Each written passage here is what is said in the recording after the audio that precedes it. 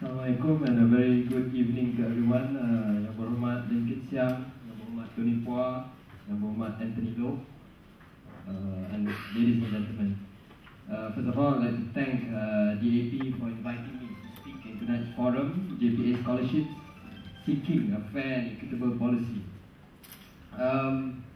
In 2005, I wrote in Jeff Wee's blog a letter to Jeff Wee in 2005. Before both of us became Yang Berhormat, and we were merely bloggers at that time. The fiasco of SPM high achievers being overlooked by the authorities in the awarding of scholarships can now be gauged like clockwork. Each year, the authorities announce a list of scholarship recipients, and we can see a huge brouhaha among the public. And true enough, this thing remains the same until this year.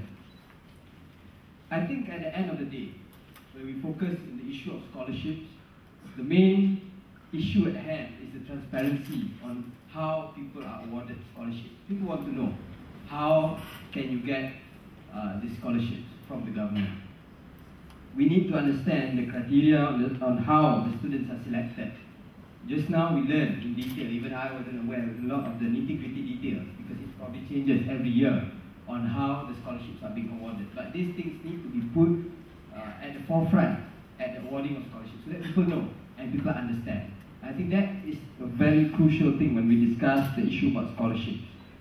I also think that it's important, while I agree the need that we need to reform the system, that the system needs to be more transparent, it needs to be more just, we also must understand that scholarships, especially when you talk about overseas scholarships, in a sense it's a privilege rather than a right because of its limited nature. Now, I mean, at least at my time, it was very difficult. 10A1 is a very rare thing. Not as rare as Tony's time, who's a bit older than me.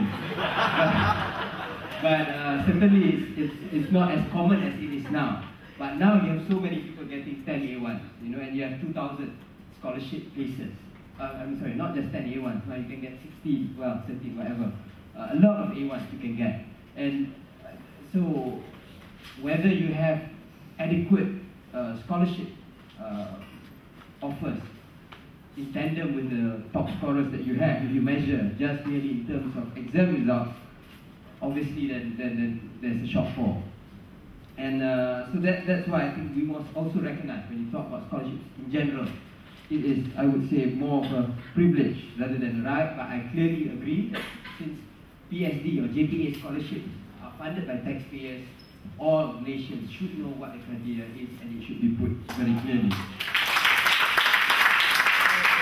We must also bear in mind that there might also be other criteria. Just now it was mentioned, perhaps academic requirements were at 70% or something like that, co-curricular achievements, and perhaps your performance at an interview or some test or whatever. I mean, I'm just assuming. But so that we must also understand that good exam results alone might not be a guarantee to scholarship. There might be some people who might get a lot of A's, but they might not be able to do well at the interview, perhaps, and they might not get. So we must also bear in mind of that. For example, Tony went to Oxford. So Oxford University, when they accept their students, being one of the top universities in the world, they obviously have a minimum requirement. Most of the time it's 3 A's, I would assume. 3 or 4 A's. But there are people who get 3 or 4 A's who unfortunately, in A level, sorry. So I mean, I'm talking about A level A's.